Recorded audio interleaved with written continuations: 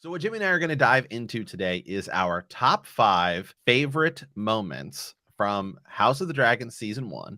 I don't know what he's picked. He doesn't know what I have picked, and we each have one that is our least favorite. And so I think when we get closer to our number 1, we'll do our least favorites. Yeah, we have no idea what the other person's picked. So it's possible we will have the same moments on our list. I'm assuming we probably will, right? If one of us has it and the other person has it higher, we'll still sort of jump back and cover that again, just as like, well, this is why I placed it higher. But I don't want to reveal where I have it placed until we get to that number. So, okay, Jimmy, so I will let you go first at your number, and we'll obviously count down to number 1. Yes. Or count up, depending on how you look at it. So what is your number 5? Number 5 is Rhaenyra being crowned queen, which we saw in the last episode. Let me tell you what, when we started breaking this down, remember, I think we said we'll do top 10, and then we said, well, top 5 will make it tough, and it was tough. I had a lot of honorable mentions on here, and some of them really small moments that I feel like aren't that big and monumental. But I got to be honest, when Rhaenyra is crowned, there's like a well of emotions that opened up for me, especially, knowing that Viserys is no longer around, and then everyone kneeling, and then Rhaenys standing in the back. I mean, it's just a really amazing moment. It was almost like a break from all the grief that we were experiencing from the fallout of Viserys' death. And I just loved it. Yeah, that actually did not make my list. Yeah, it is an excellent moment and a very powerful scene. And I really do like how the final 2 episodes. I mean, obviously there is some greens in the final episode, but it's really told to us through the perspective of, Daemon and Rhaenyra. So I really did like how they split those up to where this is really sort of like the greens episode, and this is really sort of the blacks episode. And to get that parallel was very cool. Yeah, I would agree. I wasn't sure how I felt about it. I mean, I liked it, but I was like, it wasn't the best way of going about it. But the longer I have sat on it, I also agree. Especially because it kind of takes off a lot of the buildup from Viserys' death. It's pretty hard to top that moment. So the pacing of the last 2 episodes together kind of bridge that away from Viserys' death. And I think it helps out the season in retrospect as a whole. Okay. All right. So my number 5, you probably have on your list. And so I have it actually as Aegon's crowning. So not the full scene, just the ceremony of him walking up and getting his crown. And the reason I had this made my top 5, and it actually pushed out a lot of things that I really thought was going to, but as a fan, I could be like, this is my least favorite scene, right? Because this is like, what's happening? I don't want this to happen, but it really is. It's one of those things where that's what made Game of Thrones so special, was watching the other side win and have these huge moments just really caused you to absolutely loathe and hate the other side. Like, especially in seasons 1 through 4, anytime the Lannisters pull something off, you're just sitting there and you're just like seething in anger and hatred for them. But that's what makes the show so good. That's what really makes Game of Thrones special. And it is, and to be fair, it is an absolutely awesome scene when he's walking in and all the swords are going through, and then he's up there and he's got Blackfire and he gets the crown. And I love the way that they did the crowning ceremony, where it was never actually focused on his face. It's showing everyone around him, and it's like zooming in on their face, and he's almost out of focus. It was just a very visually awesome scene, and I just loved the way they did it, because you're just sitting there watching and you're just like, oh my, I just hate these guys, which is what you need. And also, what a big moment for Aegon. And we see Aegon for the first time in his life feel accepted, and we see that power wash over him. It's a very powerful moment. And I also think it's the best coronation that we could possibly have for Song of Ice and Fire. Really felt like it came alive. I was a big fan, and it did not make my list. Yeah. Okay. All right, Jimmy, what is your number 4? Number 4 is a scene that happens directly after the coronation, or maybe during, you could say. And that's the beast beneath the board with Rhaenys Targaryen coming up on the Red Queen. I know that this did get a little bit of flack and people were debating on the logic of it all, but I have went through tireless hours online in videos on my channel and here defending it because I think it's a great scene, and it makes my number 4 spot. I love Rhaenys Targaryen, one of my favorite Targaryens, maybe my favorite Targaryen. But on top of that, I just loved the fact that we had seen Rhaenys be so passive, go through so much grief and trauma at this point, to come up and then confront the Greens that way. And then also, I think this scene was improved with the follow-up episode, the finale, whenever she says it was not my war to begin. And it shows that Rhaenys is still super smart. So I was a big fan of this, and it was pretty damn epic. Yeah, I do have that on my list, but I have it higher, so I will hold off. But yes, I agree with you, but we will come back to it. So okay, all right. So I guess then I'll bounce, since I guess no, my number 4. Okay, so my number 4 actually is kind of a small scene. Really, it's not very long, and you could almost forget about it. But I have episode 1 sort of opening scene of Rhaenyra just flying and over the Red Keep and landing, and it's blaring the Targaryen theme, here with Daenerys and everything. And the reason I have this as making my top 5, beating out so many other like epic moments, is Game of Thrones is back, man. I mean, it was like we had waited for so long for this show, and we were doing it live, and everyone's there and everything, and it's just like, we are back, man. Westeros is back, and it was just so awesome to see. And I think it's also great that this is how they started the show. This is how they start the whole thing. This is House of the Dragon. These are Targaryens, and you start off with a dragon. I thought it was honestly like, it's like one of the perfect opening scene to this show. Yeah, the heavy lifting that the pilot did, like that pilot was so important and had so much bias against it from season 8 for it to deliver. And you're right, that opening scene is everything. What a mood setter. Wow. Oh, God. It is good. It is a good one. It did not make my list, but I almost feel like it should have now. And that's why I like this. I like that we're going in blind, because I'm like, should I have included it? Should I know, man? I know, but that's the thing, is there's so many, this is one I was really sitting down thinking about it, and I was like, man, because there's all the big moments. Yeah. Especially, and it's more recency bias because we're doing this right after the season, and it's a week to week. It's not like a binge or anything, but it was just like, man, I really want to sit and think about like which moments just gotcha, and that was one of them. Yeah, most certainly. And I think it might be one of the best pilots I've ever seen. So, oh, yeah, absolutely. Yeah. Okay, Jimmy, you're number 3. Number 3 is a shout out to the first episode as well, but it is when Viserys reveals the prophecy of A Song of Ice and Fire to Rhaenyra. This could have went poorly, I think, because a lot of people are fresh wounds from season 8. But I knew that when they announced the show that they were somehow going to connect it to the main show. It's the biggest money-making show of all time. Why wouldn't they? And I actually really liked it. I like that Ryan Condell ran with the whole prophecy idea from Aegon and added this into the show. It is a Ryan Condell concept. And I liked it. I liked it a lot. I think it adds a new weight to the monarchy. And also the acting in that scene was pretty amazing. And it kind of shows that Rhaenyra has to step up to the occasion. This is not just, a birthright or whether or not she would be named heir, but there's a lot more behind it. And it gives a lot of complexity to Viserys and the decisions that he makes from this point forward. And we get to see that revealed to Rhaenyra, who obviously is a character that I love very much. So really, really like this scene. And I think the execution of it could have went poorly, but I thought it was really well done. And it was a great end to that first episode. Yeah, this was one that actually was on my list, and I pushed it off. But I 100% agree. And I think over the course of the whole season, the Song of Ice and Fire being this plot device and mover of the whole story is super awesome. And I did really love that that's how they finished episode 1, because I think that was a great way to finish it, where it's like, this ties into Game of Thrones, and everyone's watching, and Twitter's, going nuts, and everyone's back into Game of Thrones. So to end it with this tie-in to the main series, I think was great.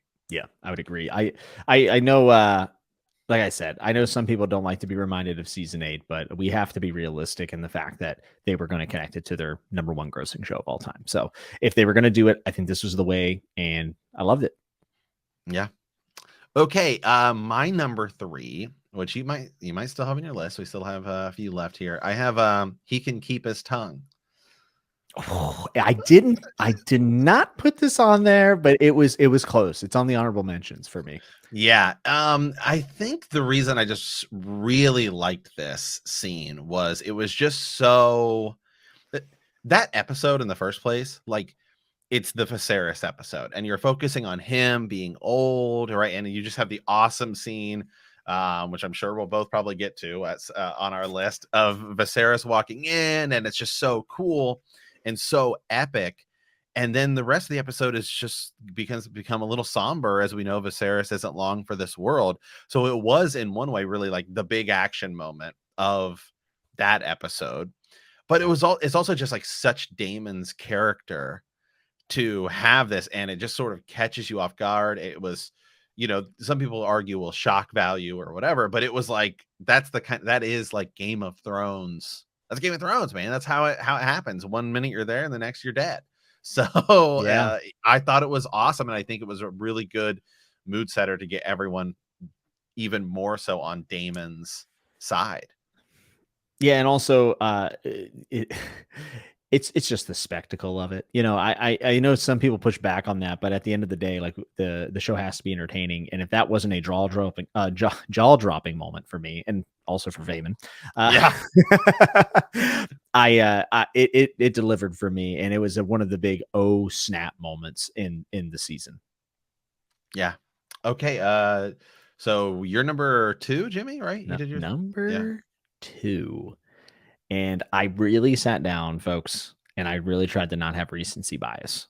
But when I thought about not just the story beats, but the execution of the scene and the cinematography, the acting and the music and everything, Luke's death in the finale with Aemond and Vhagar and Cyrax going to war and them not listening. And then the biggest moment of all for this, not just kicking off the war, but the fact that the dragons do have some agency. I loved everything about this. And the scene itself is just incredible. The silhouette of Vhagar over top truly felt like a Godzilla movie.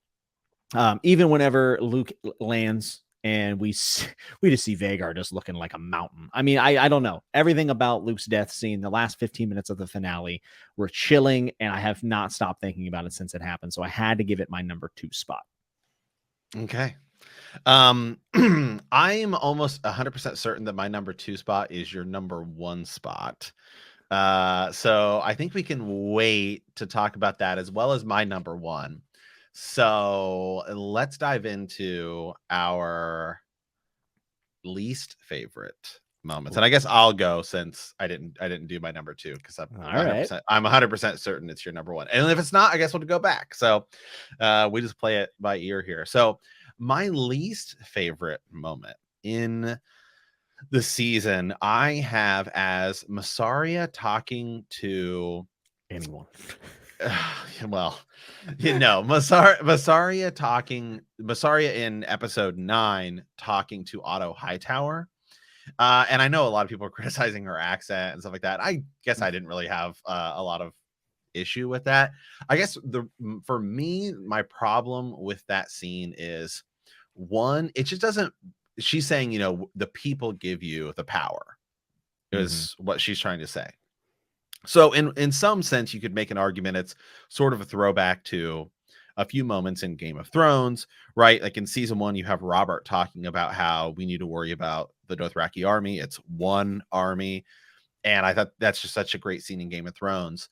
And then also you have Cersei and Peter Baelish talking about power. Power is power, which is another great scene. Doesn't happen in the books.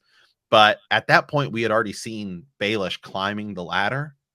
So it felt like, ooh, he's now overstepping, as opposed to this character who we've seen with Mysaria in 3 episodes. And there's also the time jump. And we also at that point hadn't seen her. The book readers, we know she's important, but casual viewers are like, who is this again? Right? Oh, wait, Yeah. she's just the girl that was with Daemon in those first 2 episodes. Like, they don't know, oh, that she actually runs a brothel, she's a whisperer. You know, like it just wasn't the same. It just didn't have the same. I mean, you do see her, you see the woman go to tell her that King Viserys is dead, but okay, we still don't know why she's important or why she's powerful to the casual viewer. You just, oh, okay, they just went and told that lady again. So I just felt like the scene with the time jump and you only saw her the first few times, it just didn't hit, I think, as hard as they wanted it to. And then of course also then it's, you're trying to make this play that the people are the ones who give you the power, and then later in that episode all the people die because they're in the wrong place at the wrong time. So I just really, didn't feel like the scene, if I have to criticize one scene, that to me is the one I don't think hit as well as they wanted it, or it just didn't to the audience. It was just didn't hit as well as they wanted it to. Yeah, I've kind of liked a little bit of the subtlety with Massaria. It definitely isn't super on the nose. Like whenever someone runs to her, which is obviously we find out, I think it's Talia or Tanya. I can't remember the queen's handmaid runs and tells about the dinner, right? The big, hey, my cousins are very strong gimmick, right? Right. So it wasn't really on the nose with that. And I do think they have a lot of work to do to put her over as a character in the future seasons. I figured that this would probably be one of the bigger changes from what we get in Fire and Blood, which is, very few and sparing with most details when it comes to her. It was a little jarring, I think, to see her battling with Otto without the proper kind of backing to this. Right. I do think, and I think we both can agree that this could be building up to something that comes out in the future. But I would agree. My least favorite thing, the number one thing I technically have two, because the one isn't a scene, and mine is Masaria's accent. I think it's horrendous. I cringe when she's on. I like the character. I just hate the accent. And I don't care if it doesn't make sense. I would be fine if she just changed the accent in season 2. Like, I hope someone pulls aside the showrunners and go, hey, have her stop that. Because it's not good. Because it is a choice too. Yeah, because she's a great actress, by the way. I've seen her in other things, and people were showing me clips. She's a fantastic actress. She does not need this ridiculous accent that is, I mean, pretty bad, in my opinion. Yeah, I think the goal was to try and make it exotic. It also didn't seem as awkward in the first 2 episodes as it did when she talks here. more and more, it gets worse. It's just not. I don't like it. But if I had to pick a moment in the show that I did not care for, it's not the fact that I didn't like the plot beats. I actually really like the ending plot beats of these things, but I think that they needed more time. And that is the end of episode 6, where we see Lena burned by Vhagar and where we see Larys kill his family in Harrenhal.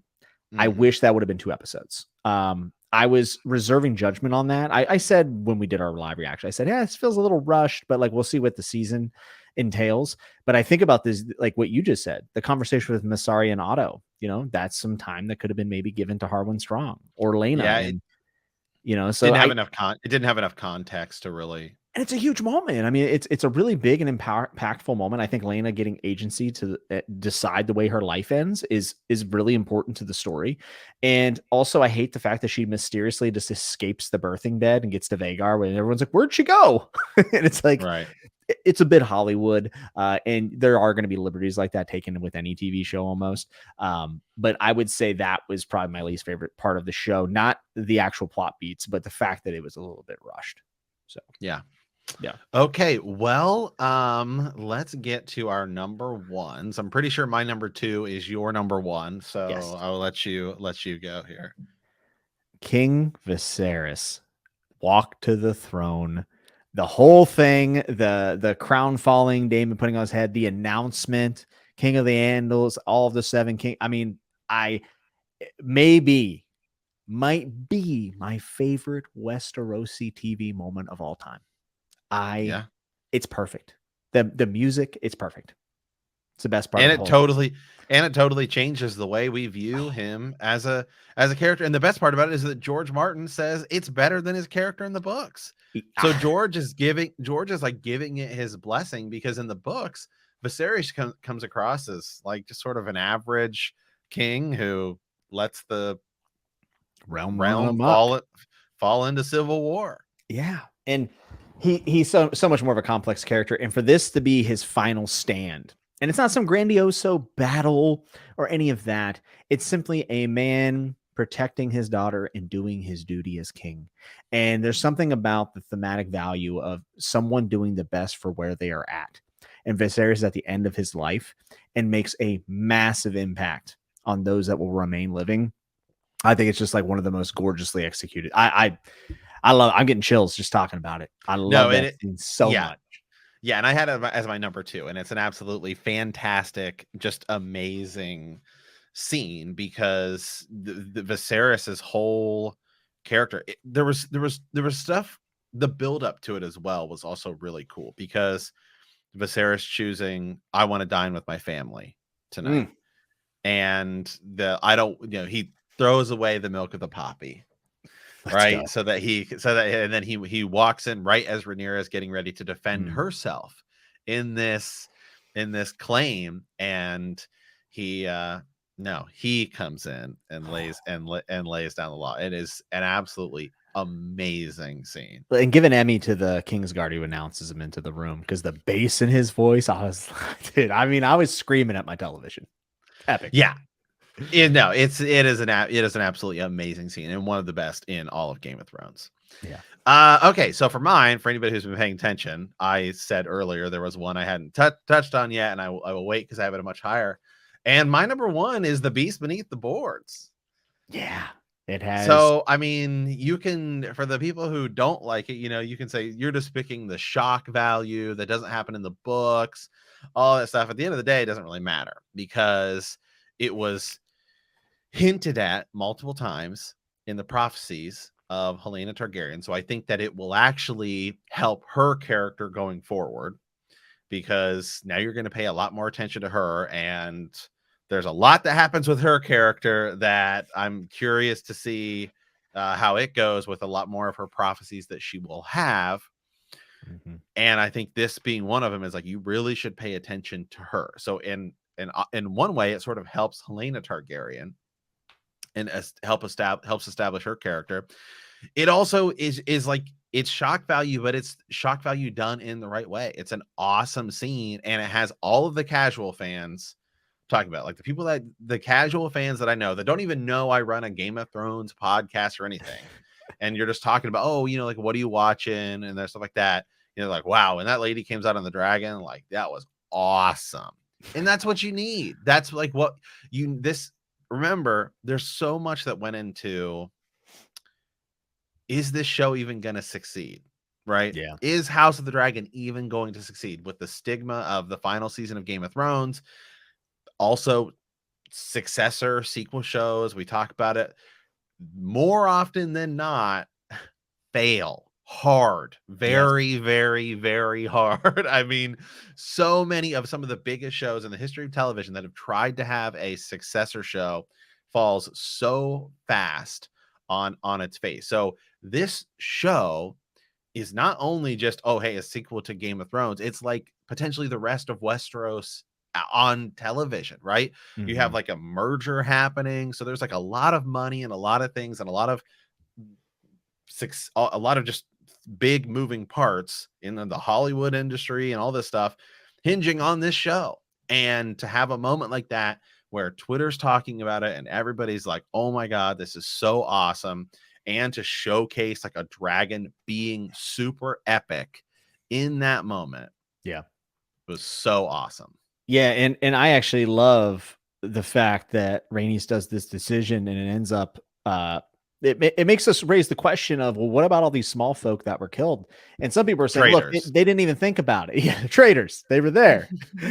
But a lot of people are saying they didn't even think about it. It's like, no, I think they did think about it. And I think that it is a part of the critique on monarchy. It's also the supremacy of my bloodline being worth more than these peasants. I think that plays into it.